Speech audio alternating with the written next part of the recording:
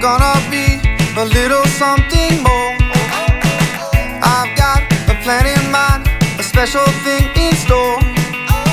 The light bulb inside my head says, get out and play, 'cause you never feel this way. It's my lucky day, it's my lucky day. It's my lucky day, my lucky day. Don't need a pot of gold, a rabbit's foot or to be told. It's my lucky day, it's my lucky day.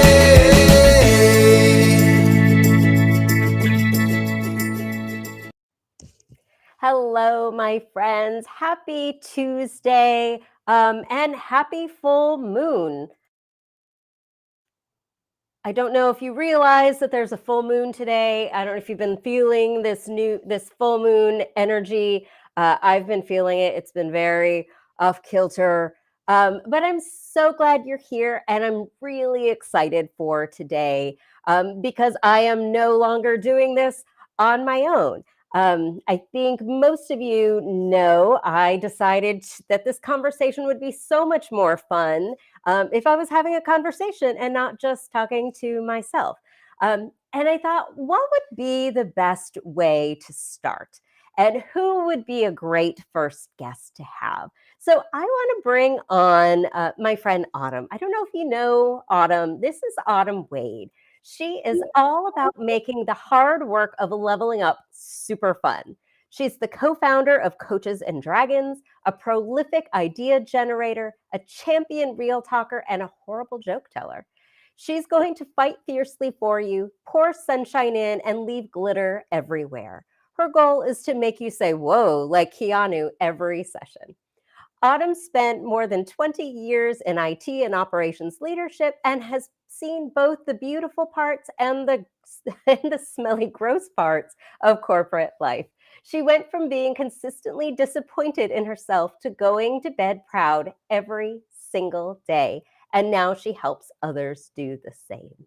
So welcome, Autumn. So glad you are here. Hello. I'm so happy to be here. And that was wonderful. I feel like I need you to read out my bio all the time and record it. That was wonderful. We each should have our own announcer, right? Like following us around. I think life would be so much better if we all had a theme song and we all had an intro and we all had all of those things. I just think would be amazing. Yes. So if you are here, we would love it if you would drop us a comment, let us know. We'd really like to know who is here in the room, and would love to know just what's good in your world today. So, Autumn, what's good in your world today? Oh, today, first of all, being here, I don't know anybody who's here because they saw my post notes. I'm a big Amanda fangirl. This is a big moment for me. I'm so excited to be here. I started this world of self-employment October of last year, and I was on LinkedIn and was just trying to feel like, where are the real people at? Where are the people to be listening to who are doing this that I want to learn from and be inspired from? Amanda just popped in. I'm like, wow, this journal coach, this is amazing. And Amanda, you just kept putting out amazing stuff. And so just being here with you, I'm like, is this real? Am I doing this with this person that I was just so enamored by early on? And I am. And so that's what's good today. Awesome. Oh, I love it. And we've got our friend Jared here. Jared, so glad you're here. Thanks for joining us tonight. So let me start by telling you what's good in my world. And I think I mentioned this to you a little bit the other day. So I've been diving into the world of human design. Did I tell you this? Yes. Okay. So here's what's really cool for me. So I was looking at it at lunchtime today. So I had my chart read, and then I had somebody really read it for me and explain what it meant. And what I really love is that she took some of the key components of it and really crystallized it and summed it up for me in the form of affirmations. So check this out. One of them, so my conscious sun, for any of you who know about human design or want to know about it, that takes up or makes up like 70% of our energetic makeup. So like Mm, wherever the, stars, moon, whatever it is, like wherever the things were, um, that puts it in our conscious sun, like that's the thing. So this caps it up by saying, I align myself with magical synchronicities and move energy by trusting that my authentic self is the greatest contribution I can make. And I was like, oh, wait. So, like, my job here in life is to be me? Like, mm, part of me is like, that feels like cheating because it feels easy, but it's not always so easy. And then as I read further down, my unconscious earth, that's like, uh, it reveals like the habits that ground you and connect you spiritually. And it summed it up by saying, I spiritually connect with my essence, my community, the collective, and the cosmos by being honest and vulnerable.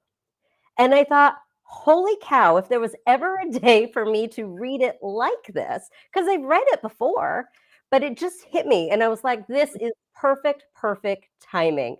So we've got Carissa here sitting in the most beautiful spot in Oregon with my journal open.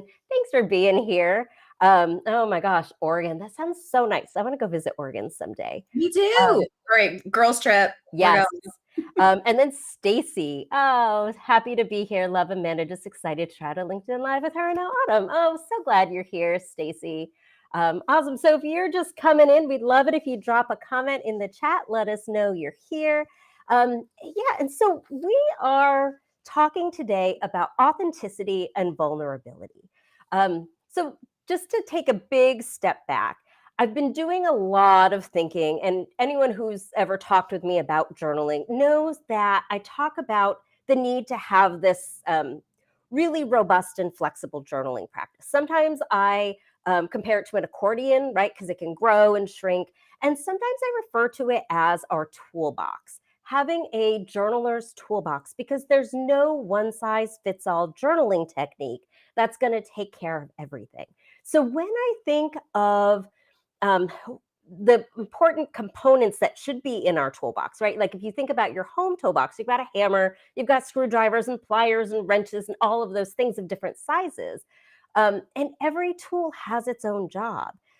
But the most important thing, I think, when it comes to building our journaler's toolbox is to start from a place of authenticity and vulnerability. So, Autumn, when you think of authenticity, what comes to mind? So for me, it's that I think a lot about like living in should land. I feel like I spent a lot of time living in should land for a good portion of my life. It's this like, how am I supposed to show up here versus how do I want to be showing up here? And for me, that place of authenticity is when I'm just being me. I'm not thinking about how am I supposed to be here. I'm just here, just showing up here. And that's that place of authenticity when you get, I'm saying, Amanda, I'm going to be here with you fully as me. And that's awesome. And I want you to be here fully as you with me and not have to think like, oh, how does Autumn want me to show up today? How does Amanda want me to show up today? That authentic us. But it's not always easy for us to do that, is it? You know, No. we get all of these ideas of what other people expect us to be and want us to be. So how do we even go about finding who we really are? I'm how much, I mean, oh my gosh.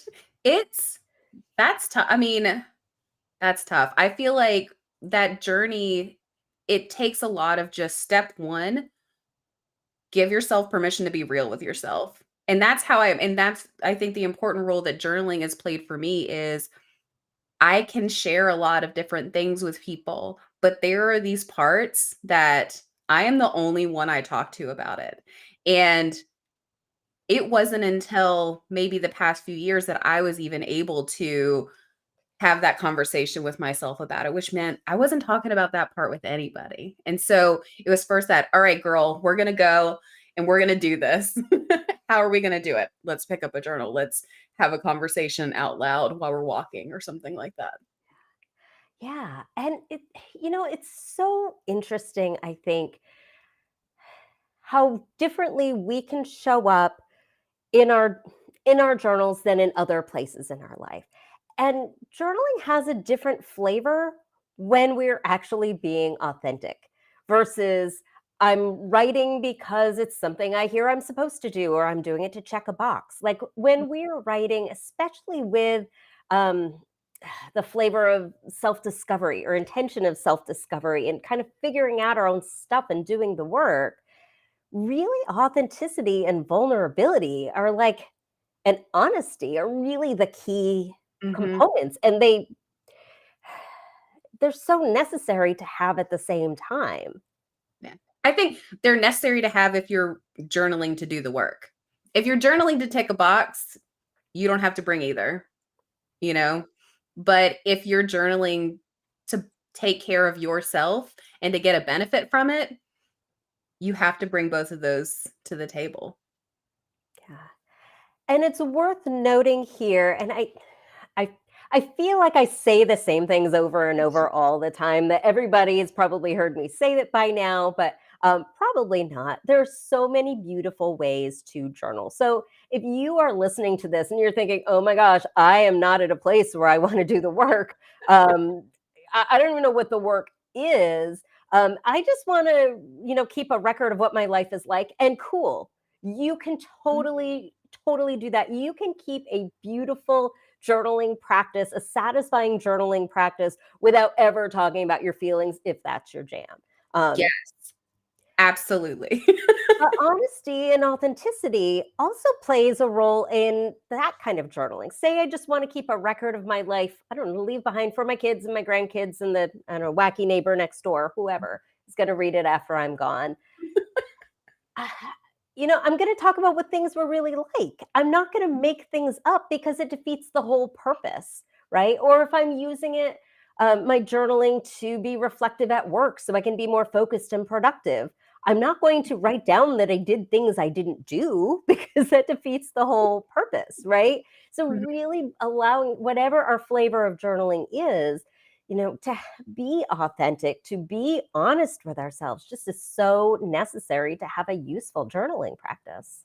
mhm. Yeah, and I think the reason there's that pairing with that is that to bring that authentic self, it it takes a lot of bravery to go in and say, "I'm gonna show up as me." Whatever that is, and whatever layer that is, right? Because there's a version of me right now that I haven't discovered yet.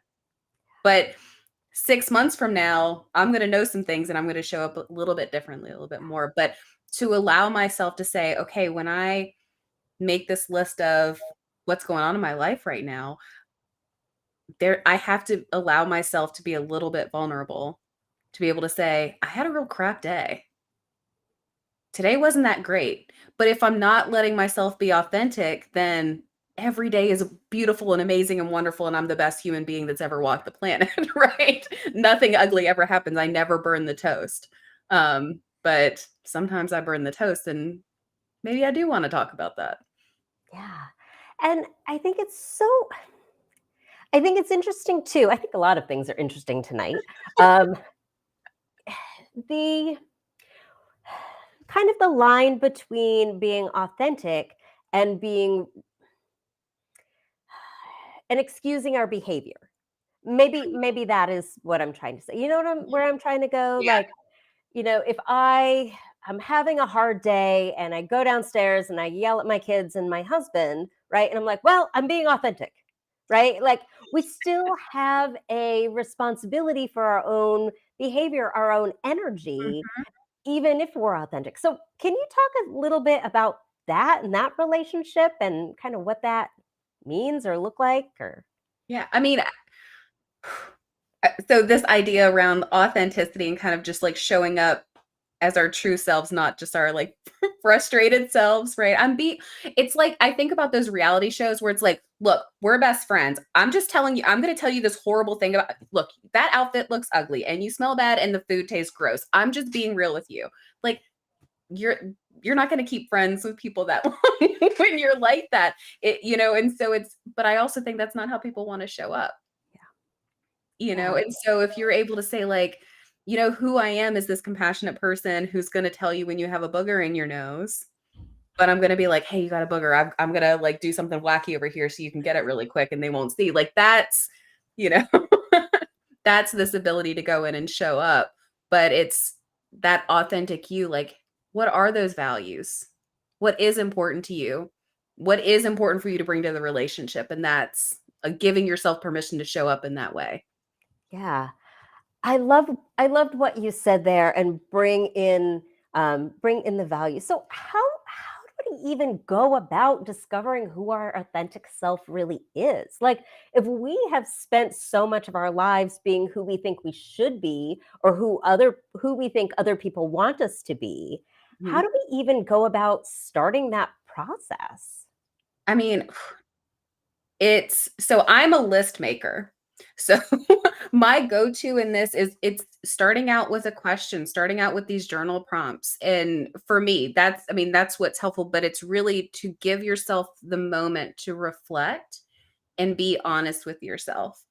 And recognize like it's not something you just do in 30 seconds, and it's not something you just snap your fingers and solve. You really have to give yourself time to reflect on it. So I think about really great questions or lists to make, like, you know, what things do I do that I can't stand doing?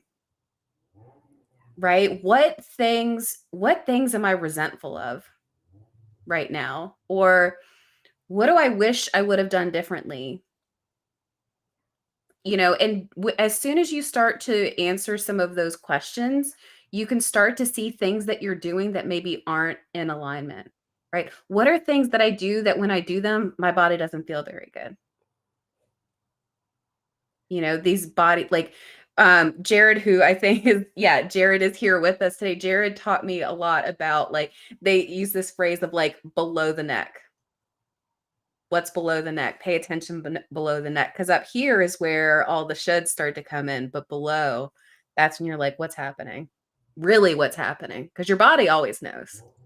I think that is so fascinating. And I've been paying a lot of attention to my body lately. Like, this is Mhm. exactly the place where I've been living, is just trying to connect this to the rest of it and figure out what all of this means. Because as you said, our body always knows, Mhm. and it's the disconnect up here.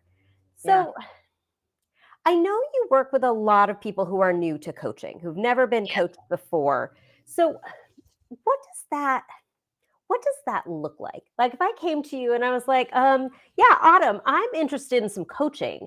And I don't know, how do I even start? Where do I start? How do you help Mm. people figure out what that's all about?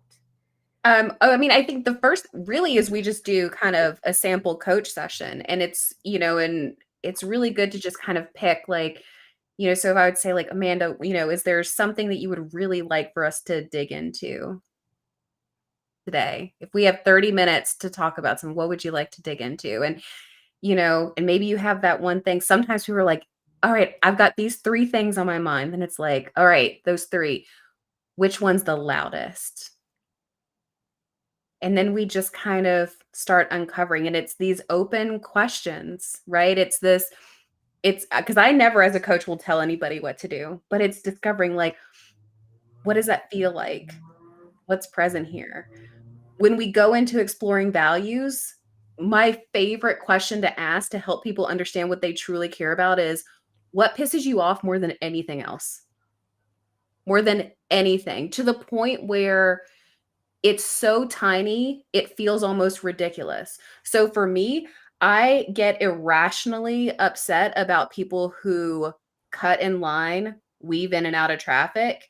I got really angry and it ruined an entire movie because there was a guy who wouldn't move over a seat in the middle so that a family could sit together, even though like it's things that like are not a big deal. Yeah. But for me, it makes me I go like just tunnel vision on it. But what it's not about what matters, what that tells me is it points to what is a core value of mine. My number one value is village. And so village is all about everybody coming together to take care of each other. So in that moment where somebody is selfish and doing something just for them and they're not worrying about harm or goodwill towards others, they are directly violating that, and I can't exist well in those situations. So when I'm working with a client, we can start to explore like what are these things? What are these values? And there's a beautiful thing that happens in that moment when you start to understand that. Because it might be like, oh, I hate that I get so worked up about somebody weaving in and out of traffic. I wish I could just let it go. But the reality is that frustration is tied to something that is so incredibly beautiful about me. It's like my value of village is one of the things that people love about me, that my friends and my family love about me. So if I got rid of that just so that I couldn't get mad about people weaving it out, it's like, come on. You know? Like, okay, well, now I just have to find a way for it to not ruin my day. What I love about that example, and thank you for sharing that, is it's real. I think we all can just feel how real that is. And discovering our values requires complete authenticity, Mhm, because if we're it's all like built in. If we're going to talk mhm, about the things that are most important to us, we can't fudge that, right? If I say the right. most important thing to me is family, but I'm not spending any time with my family, on my family, any of that, then that probably is not really my value, Yeah, right? it's such a good point because there's this piece that happens, and that's where working with a coach that in those first couple of sessions can be so powerful is it's having somebody to kind of watch and observe when it's happening and to be able to dig in and say, is that really your value? Because here's the thing, if it were you and your partner on a call with me and I'm like, okay, we're gonna identify your values. Most of the time, the unless the just communication is absolutely perfect, both of you are gonna have family as a value, right? Because it's like, well, I don't want them to think that I don't care about them. I don't want my kids, but if we get you one-on-one, well, family might end up there because family's supposed to be a value. Integrity is supposed to be a value, right? Achievement and success are supposed to be a value. But when you dig in, it's like, hey, when you talk about family, like I don't get anything from it. I don't see you light up when you talk about it. Like, what's really important to you about this value of family? And all of a sudden, it's like, it's not really. You realize it's not, but that's that difference of being in should land. I'm supposed to say this is a value versus what really is. And I think again, this ties into that power of journaling and authenticity. If you can be real with yourself and keep checking in on these things, when you know truly what your values are, it's a compass to help you with decisions and alignment for your life and what you want to achieve. When something feels off, you can be like, oh, that's because it's not in alignment with this value of mine. But if you think your values are family and your value is not family, it's not going to work out so well. Well, for me, uncovering my values was really, really interesting because I've done so much journaling, and my flavor of journaling tends to be very introspective. Mm, Um, and then I went and actually did a values exercise. I did the Brene Brown values exercise, and I sat down with my list of values, and I went to circle them, and I was like, oh, this is easy. I'm done. Like, I knew what they were because they jumped out on the page. mhm, And then, sometime later, I sat through a workshop with David Marlowe to talk about writing an ikigai verse and uncovering your ikigai. And I mhm, was like, oh, I already know this again because I uncovered it with lots and lots of journaling. So mhm. I wrote my verse, which encompasses my values, which is I cultivate growth through curiosity, creativity, communication, and connection. And one Mhm. thing that I do that I absolutely love is I have a spot on my one pager where I write it every day. Every day, Oh, I I love that. I write down my ikigai verse, my values, and it really serves as a touchstone Mhm, for me as I go ahead and plan the rest of my day. Because here I've got 6 intention setting questions, And I ask myself, how will I live my ikigai today? What is it I'm going to do that cultivates growth through curiosity, creativity, communication, and connection? So today it was my live stream. I'm going to do this live stream, which is creative and it's curious and it's connection for sure and communication. It wraps all the parts up for me. Yeah. Um, and it's really great to have as a touchstone to make sure really I'm doing the things that harken back to Mhm. this. Yeah, it's interesting because I love that point of kind of checking in and saying like, how am I honing in on this piece? How am I honoring this piece today in my life? What am I going to do? And there's it's kind of like sometimes if you have maybe you have 4 to 6 values that are kind of your core ones that you're identifying with. Sometimes I kind of talk about if you try to have them all operating at a 10, all of them you're like checked off big bold, everything's great. It sounds like I think I always imagine it's like a middle school a cappella concert that you have to go to, and you're like, "Oh, that is not gonna sound that great." No offense. Look, if anybody listening was in middle school a cappella and you were amazing, that's you and that's special. But like that's I don't think that's the common practice. Whereas I start to then imagine your values as knobs, right? Like for today, where do I need these to be? And then I'm kind of like, that's Destiny's Child harmony, right? They're all harmonizing together and it plays beautifully together. Because I imagine sometimes you want to have your creativity up at a 10, but to have your creativity up at a 10, maybe you need your connection to be down low. Because if your connection is high, maybe you can't access the creativity as well. That is so I love how you worded it. So I want to show you, I think you saw this, or maybe you didn't. This is the Yeah. basket that I wove this Sunday. Sunday I decided a few weeks ago that I needed to weave a basket because sometimes I just need to make beautiful things. And oh, my light is fizzling out on me. There we are. So yeah, I was telling a coworker that I had found this basket weaving workshop and I was so excited it was going to be so fun. And she looked at me and she's like, "That's fun for you?" And I was like, "Yeah, that's really fun." I went to this workshop from the Northeast Basket Makers Guild. And I'm sure you can guess the average age of the people in this guild. And they were all very nice. They were so happy to see me. I am now a member. I bring down the age considerably, the average age. Um, but when I think about things that are fun, I often think of my ex-husband who told me all of the time how not fun I was because I didn't want to go loud, crowded places. And I didn't want to go to, I don't want to go to the club and I don't want to go to this loud restaurant and I don't want to go to this concert because that's not fun for me.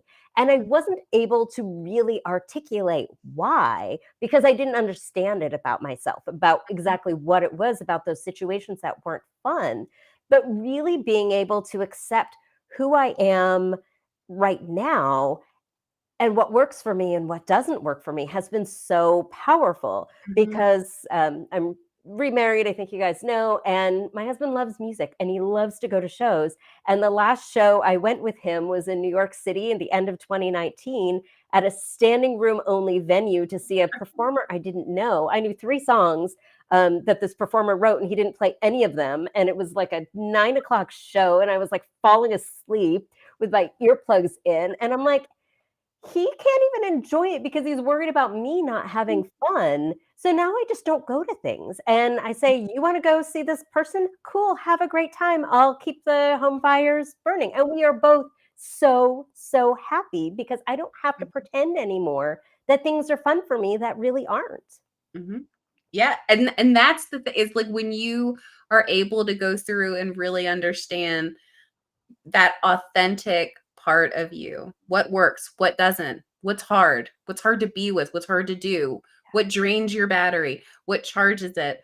The more you can understand these things, the more you can show up and like, oh, the power of the relationships when you're able to show up as yourself, it's amazing to be able to go through and say, "Hey, I'm not going to go to that concert with you." Yeah, Because of X, but to be able to articulate that and just be like, "Hey, and then there's things that I need to be able to do without you." And like that's okay. yeah.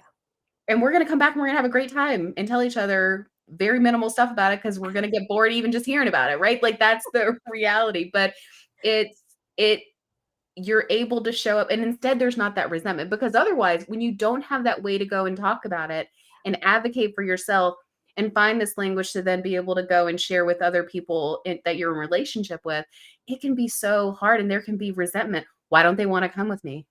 Do they not like me anymore? They don't want to go to this concert? Why don't they want to hear me talk about my needle felting? My husband is not a person who engages in coaching stuff, right? I kind of can see the signs. I'm like, oh, okay, I've now bored you. I'm going to Yeah. pull back now. But if I didn't understand that stuff, I would just be like, wow, he is not into me. And it would be a fight and it would be difficult. But when you understand more about your core and your values, all of a sudden you're kind of like, oh, I bet I can guess what that person's values are right over there. They're acting a fool right now, but that's because they really care about this and I do not. And you can start to like it gives a way to just kind of be with people. I love that so much. So it brings up for me the importance of psychological safety and feeling safe to be who we really are. How Mhm. do how do we find that psychological safety? What how do we look for? What does that even mean or consist of? Mm. I feel like I need a ticker for how many times like I paid Jared $5 for every time I say this. But yeah, it's like below the neck. You know it. You just know when you're not in a space. And I think this is where developing that reflection practice is so important because in the moment it may be difficult to kind of reflect and say what's going on. But if afterwards you can say like why was it difficult for me to show up there I wanted to today? Why do I have a hard time advocating for myself in this? This comes up a lot in the workplace.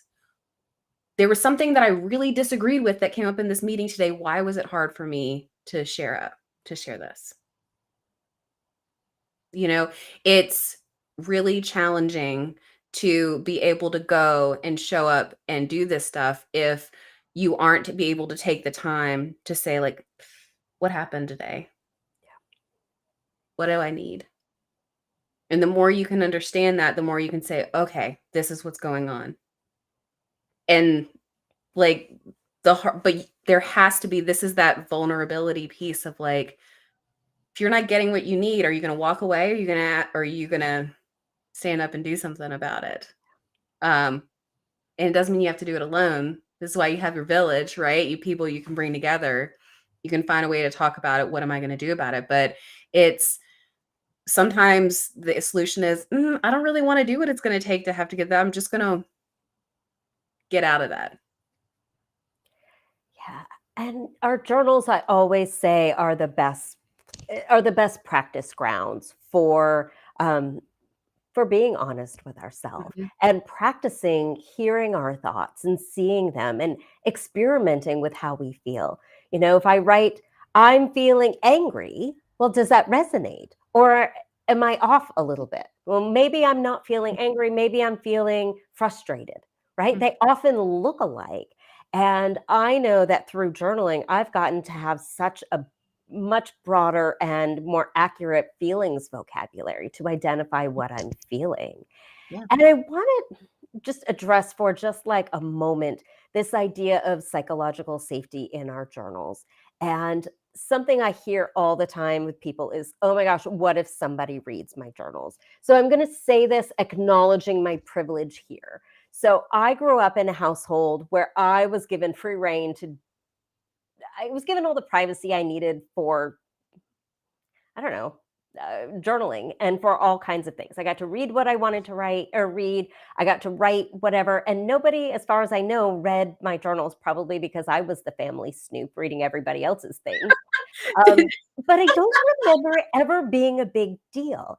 And I I'm going to say all the time, I could leave my journal open on the counter and everyone in my family will walk right by. My husband, because he figures he's going to hear it all eventually, anyways. And my children, because they can't imagine I'm that interesting. Right. So I say this acknowledging that privilege of privacy. And I recognize that not everybody has that Mhm. same circumstance. Not everybody has the privilege and the luxury and the gift of being in a space where they have that respect and that privacy, to Mhm. which I always say, do what you need to do. If it's sometimes it's a matter of don't make a big deal, and then it won't be a big deal to other people. Sometimes it's don't leave it laying around. Keep it locked up if you have to. Keep it at work if that works for you. Type it. Keep it in a password protected thing. Like whatever you need to do to make it so it's a safe place. Because I think so often we think, oh my gosh, if somebody reads what I write in my journal, they're going to think I'm a terrible, horrible human being. If I write about how I got mad at my husband because he didn't empty the dish drainer or whatever, Mm. right? Or we have a big fight and I write about it, if I'm worried about what he's going to think of me if he ever finds out, well, guess what? He already feels a particular way about me because I've already, I'm sure, made it very clear how I feel about the dish drainer. For example, he actually does a beautiful job with the dishes. So, um, but if I can go to my journal and work through how I'm feeling about the thing, and I can Mhm. go back and say, oh, that big fight we had about the dish drainer really wasn't about the dish drainer. I was upset about X, Y, and Z. I Yep. can do my part and acknowledge um, what I did, my part in that responsibility in that conversation. And Mhm. I can do what I can to repair it. So it really doesn't matter what I write in my journal because our relationship is better. So, really, what we write in our journals shouldn't even be an issue for anybody else if the way we are living and acting is authentic and true and better. I mean, it's also like it can be hard, especially if you're exploring something for the first time through it. I think one of the things that's powerful from a reflection practice is it can often be your first pass at exploring how you want to talk about something, right? If, let's say, you're really frustrated about something that another person's doing, you don't necessarily want the first time the words ever leave your head to be to that person. How many times has people said stuff and then 5 seconds in, you're like, "Oh, wait a minute, that's actually not a big deal." But once the words are out, it's really hard to take that back. Whereas reflecting and journaling about it or getting these words out of your head all of a sudden can give you a moment to say, "Okay, well, that was draft 1. Now let me go and see." But I think in terms of the psychological safety, so it's just me and my husband here. I don't have kids. My husband is not a person who would go through and read these things. I wouldn't be really happy if he did, only because there are things in here that, like, I want to be at choice about how I share them. Um, but that said, like, I think about things like ripping out the page, burn it, shred it, rip it up, get out a Word doc or a notepad, type out everything you need to type, and then just close it without saving it. Yeah. It's all of these ways that you can go. You don't have to save anything. And on occasion, there will be something that will be a huge, like, oh my God, that's big. I write that down, keep that somewhere. You can decide, I mean, because that most likely the big insight isn't the thing that is it's not the context that you would be worried about somebody reading. Um, but it's just putting that, I mean, how many romance, like, rom-coms and stuff like that have the part of the arc being that they read somebody's journal or see their pro con list, right? But if ultimately it was like, I choose to be with this person and that's all they saw, they'd be like, great. Well, and That's I'm wonderful. so glad you mentioned getting rid of things. So, not everything we journal about needs to be kept for posterity. There are so many reasons to journal, and so many ways to journal that it doesn't have to be in a. I'm looking around for my journal, which is over there. Um, Not everything has to be written in a hardbound journal for it to be journaling. I mean, I do half of my journaling on these printed pages. And I love it because it's flexible. It works for me. It keeps it at eye level all day long. So I don't forget the things that I wrote down. But sometimes we need to to process what is in here, right? So write it out and then get rid of it. I talked to somebody not long ago and she's like, I do all my journaling in a cheap notebook, and when I finish the notebook, it goes into the fire pit. And I was like, that is genius. Like, if Ugh. that is your jam, totally do it. And she said she makes it ceremonial. It's like the ceremonial burning of the journal at the, I don't know if it's just the new moon or the full moon or when she does it, whenever she releases things. And I just thought that was so cool, because our journals are for us. And again, depending on the reason why we're journaling, we don't have to keep everything. I mean, I keep mine typically because, I don't know, I finish it and then I stick it on my bookshelf. And at some point when I run out of bookshelf space, then I'll have to make a decision. And I may not keep all of them, and that's okay. Mm-hmm. That's It is okay. like I think I definitely grew up in a family. I call my family mini hoarders a lot, and there are some parts of my family that are in recovery from it. My husband is very much not, so he broke me of that really early on. But it's, I am also an office supply lover. So like ever since I was little, birthdays, Christmas, anytime I get gifts, I'm getting some kind of office supplies. I have to go into this just being like, I do not keep these. Because to your point, like, all right, I've got Bright Ideas Journal. This is where I do a lot of stuff. I've got my one impossible thing at a time journal. This is the one I carry around in my bag when I'm going places. I've got this Hatch journal that my sister got me for Christmas, where I do a lot of like business ideas and thinking through things. I've got post-it notes. I've got OneNote. It's too many. Not too many. It's exactly what I want and need, and I love them. But it's also like, oh my God, please don't make me have to store all of these versions of these. I can't. It's too much. Well, I always say that I imagine after I go, my poor children are going to inherit this mound of journals, and they'll probably do this, like, ugh, eye roll, right? Like, ugh, we have to take care of mom's things. Trash, Ugh. trash, trash. I don't know. Oh, this is interesting. I'm going to save this one. And they'll each tuck a few volumes Mhm. away to read later. But I love that idea of, I don't know, just leaving all of me behind, because who I am now, just like what you said earlier today, Mhm.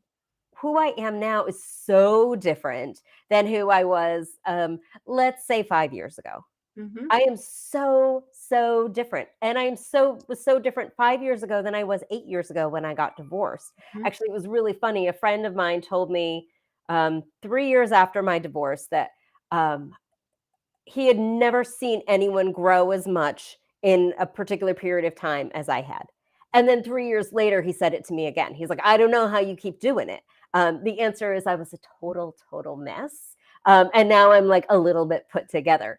Um, but just having this record that I can go back to and remind myself, like, oh, yeah, this is how far I've come. Oh, yeah, I'm not that person anymore. And giving Mhm. myself the freedom to know that I don't have to be this person forever either. This is not, I haven't peaked. This isn't the best I can get. I can keep growing and learning, because, that's my big value, is learning and growing. And just having a space where I can show up as me to help Mhm. ground me and help me show up as me everywhere else is it's such a gift. I'm so grateful for it. I'm gonna step into my vulnerability here with people that I can't fully see who else here. But I went through a really difficult, toxic workplace experience a few years ago. And before that, I mean, like most of my life, I just bullied the crap out of myself. The things that I would say to myself were like, if anybody would have said anything like that to anybody I even partially cared about, like we would have had a problem. It's so awful how I've treated myself throughout my life, and how I never felt like it was okay for me to show up as me. There were pockets, right? So what you would see is this person who is smiley and, connected, because my values were still showing up. I'm still me, but it's what would happen afterwards. The like, oh my gosh, I can't believe I said.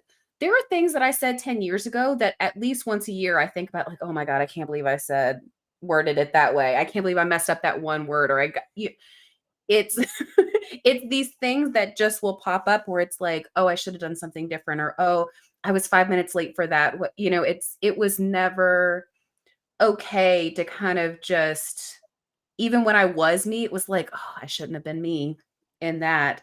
And it was like, well, where am I gonna do it? Where do I get to be honest? And I think that's where I started to be able to have these reflection practices. It first started out with trying some meditation stuff specifically to deal with anxiety attacks that I was having. And I started going to therapy, and then it was like, okay, why don't you try writing some of what's going on? And I think through that, and then through working with a coach as well, was start where I was like, oh, here's who I am. And giving myself the permission to be honest with me. I had nobody to be honest with, which meant the only person I was dealing with was my bully that lived inside of my head. And so pulling out that journal, pulling out that pen gave me the space to be able to say, shut up. Stop it. This is ridiculous. Here are all the reasons that you're awesome today, right? Or here's why this ugly thing that you just said to your true. And it was as open book as I was, having that level of vulnerability and authenticity was something that I didn't even talk about with my husband. That was all secret.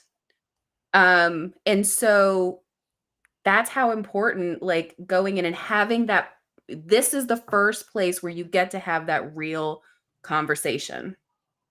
And now, please, I'll go and talk about it with all, I just talked about stuff here. Like, I'll talk about all kinds of stuff now. So, but I needed that first place to be able to give myself that permission to have the hard conversation and be really freaking honest with myself.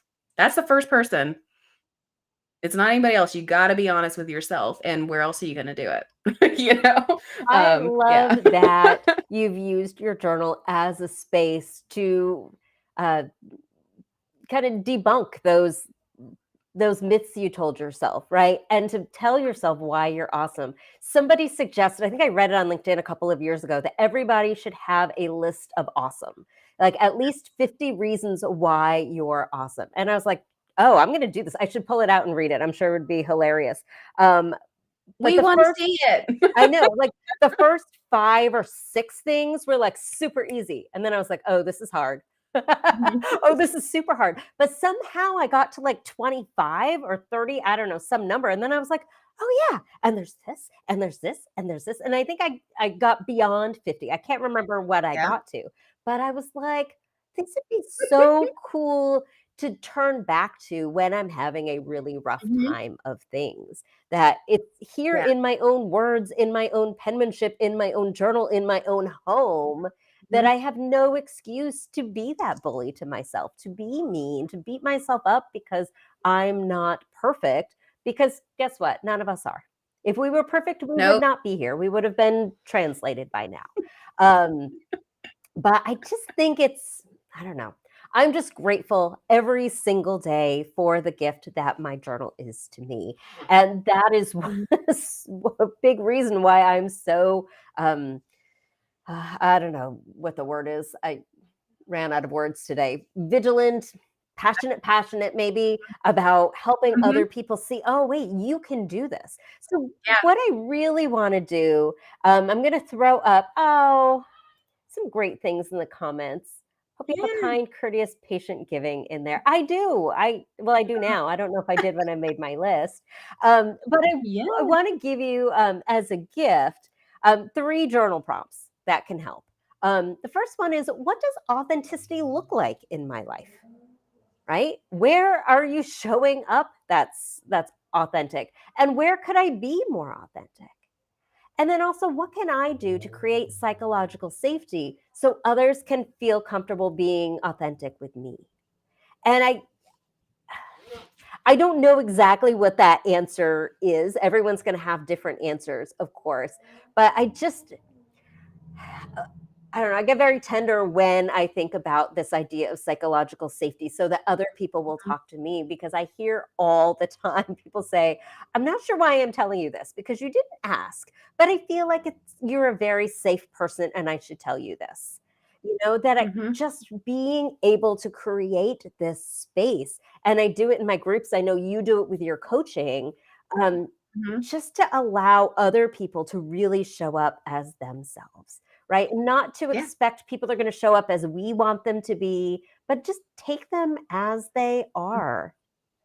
Mhm. I think that's like there's something it's unspoken because I think both of us we are that same way. And I think anybody that probably has, you know, coaching in what they do has this piece. It's I don't I don't go around telling people like, "Hey, I'm a safe place." Yeah, And you don't either.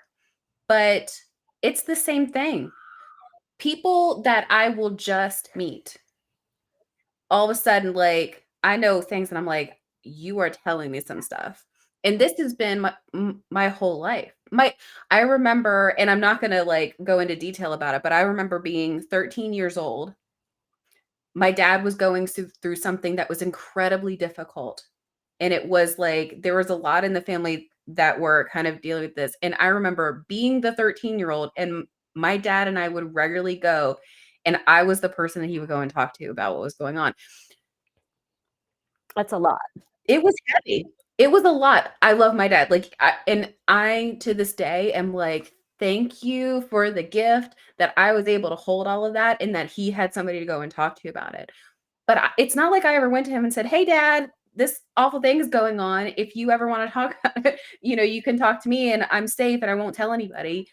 It's just who we are. It's what we give out, and people just know when it's safe Yeah, to be here and to be here with us, and it's wonderful, right? Like, it's wonderful. I'm able to come in and talk to you, like, you and I connected because it's like, "Oh, yeah." How many times is it like, "I can't believe you're getting this out of me. We literally just met 10 minutes ago," but it's it happens all the yeah, time where we're just, like, sharing. yeah. Well, and I know that's Mhm. something that I love about you is right off the bat. Like this was it, guys. We hopped on our first call and it was like we had been friends for 100 million years. So I'm so grateful. Autumn, grateful for you. Thank you for coming on here. Mm. For anybody who's interested to hear more about what you do and to learn more about Coaches and Dragons, which is very, can you talk for a minute about what Coaches and Dragons is? Because this is the coolest Oh, thing, folks. absolutely, absolutely, I was talking about Coaches and Dragons. So, Coaches and Dragons, we take inspiration from tabletop role-playing games like Dungeons and Dragons, and we use that to build out programming and tools focused on personal development. So, a lot of times we feel like personal development, tools and programming and marketing out there is there's a lot of gatekeeping around that. It makes it feel like only certain people can go and work on themselves, and that's gross. I'm not into that. So it can be fun. Let's have fun. Let's play around and let's go and bring this type of stuff to communities that we love to be with. So I co-created this with Jared Turner.